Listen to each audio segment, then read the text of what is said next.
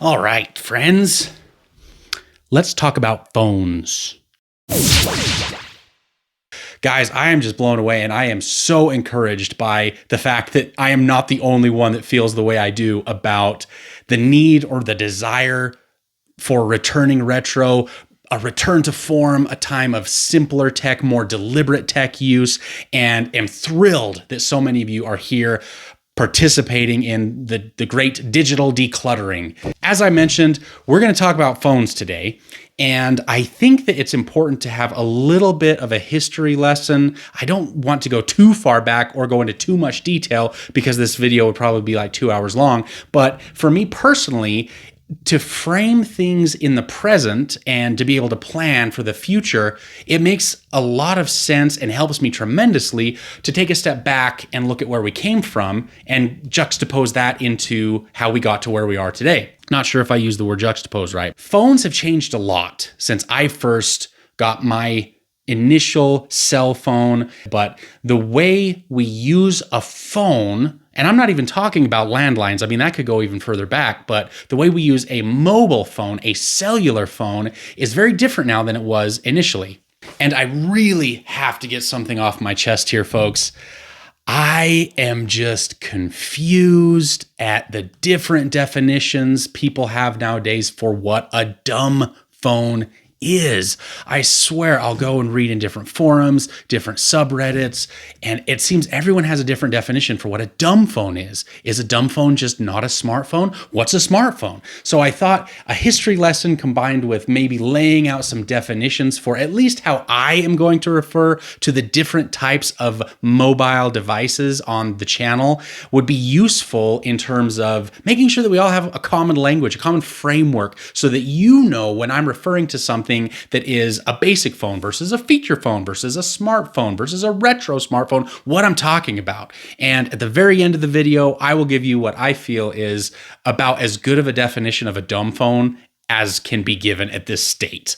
One of the most obvious ways we can interact with technology today is going to be through the hardware and the software choices that we make in terms of which devices, the hardware, we choose to use, and which programs, applications, websites, the software that we choose to use. These are both areas that have seen such tremendous growth and changes over the course of the last 15, 20 years or so. It can really be difficult to recognize where we came from in comparison to where we are right now.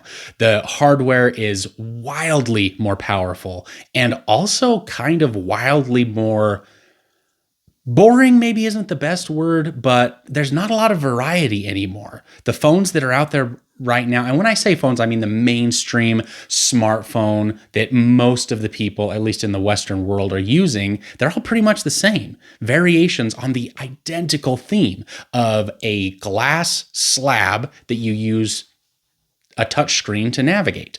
But it didn't always used to be that way. So right here, we've got the first type of mobile phone that I ever used with any regularity. Now, this would have been when I was in my early teens. A very good friend of mine, whose house I spent a lot of time at growing up, had, I believe it was this identical model of phone, this early model Motorola. This is what I will be calling a basic phone. They do still make basic phones today, though they are really hard to come by for really one main reason, because they don't do a lot of things. They can call, they can text, and that's about it. Had basic functions, very basic utilities, but they were good at what they did and they became incredibly popular. Now, a short time after that, there was a little bit of a split in the market. I know that I am massively oversimplifying things here. There's way more details. The timelines are not as clear-cut as I'm making them here. This split happened when basic phone became feature phone or smartphones.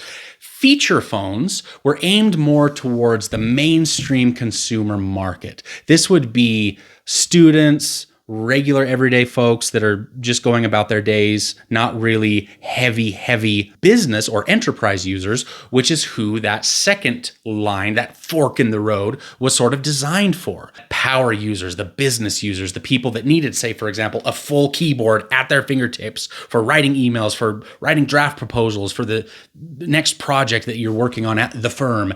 This was the era of BlackBerry, and there were some others, but the difference really between a feature phone and a smartphone, one of these vintage retro smartphones, is more or less who they were geared towards. Feature phones, in terms of what they could do, were a step above a basic phone in that you could call, you could text. You also, at this point, were starting to get some very basic rudimentary web browsing abilities. Feature phones brought a lot of these more modern touches to the consumer market.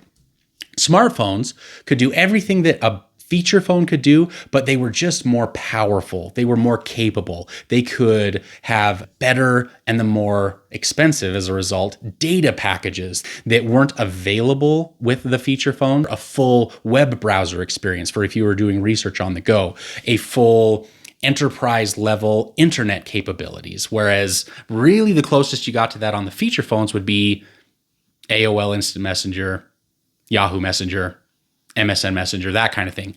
This split happened. You had your feature phones that were geared more towards the consumer market. You had your smartphones, your vintage smartphones that were geared more towards the business market. And then everything changed forever. You had the advent of the modern smartphone with Android and iOS.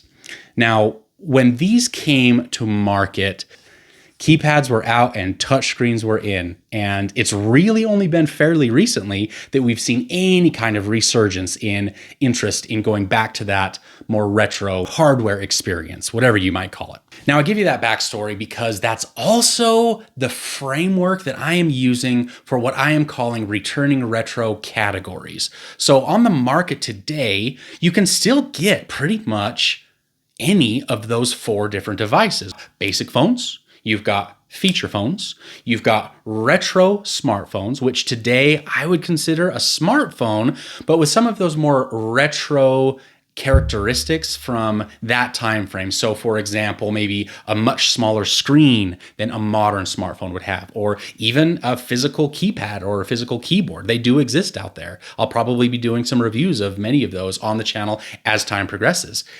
And then you've got your modern smartphones, but I'll probably, in terms of returning retro categories, I'll more often than not just refer to those as smartphones. So this brings me to the burning question that I went into all of the forums and the internet to try and find an answer to. I even made a couple of suggestions in some of them and got shot down real quick. What is a dumb phone? We've talked about the basic phone, the feature phone, the retro smartphone, and the modern smartphone. So when people are referring to dumb phones, what are they talking about? I have found that it can be any and all of the above. It truly is in the eye of the beholder when it comes to dumb phones. So in terms of describing certain devices, I want to be specific. I want to use the returning retro categories that I've described here so that you will be able to know exactly what each of these phones that I'm talking about is capable of, the feature set, and so on. As you can notice in each of those categories, the phone in the category after it is always a little bit smarter than the phone in the category before it. So technically speaking, anytime you jump from one category to the next, the phone that you jumped away from is dumber than the one that you moved on to. Anymore, you can even, is dumbify a word? You can make dumb or you can make dumber modern smartphones with software tweaks and apps and different things that are being developed now. As you have all made very clear to me, there is a growing group, a growing community of people who are returning retro. They want to take back some of their time. They want to claw back their attention span. They don't want the technology that they use to control their lives. They don't want to be, a term that I thought of today, a digital dependent. They don't want to be digitally dependent. They want to be digitally deliberate. And so it's awesome to me to see different software developers, different phone manufacturers taking notice and giving us some options for returning retro, or helping us in our journey to return to a retro, more simple, more deliberate time of tech use. I did want really quickly at the end here to say thank you to everyone. It's been very, not only nostalgic, but also encouraging for me to see there are a lot of people out there that are interested in this. In terms of returning retro, I have so many things I want to cover. I'm barely just scratching the surface. I have so many comments and messages. People have emailed me saying, oh, you should cover this on the channel. I'd love it if you talked about this. I'm going to try and get all of it, but just like eating an elephant, I can really only do things one bite at a time. So be patient with me. I'm going to try and cover all of the things that are important to me, that are obviously important to you. And I appreciate you being here. So if you missed my first video, I'm going to put a link to it somewhere on the top. Subscribe, share it with your friends if you think this could be useful. Thanks for joining me, Returning Retro. We'll see you in the next one.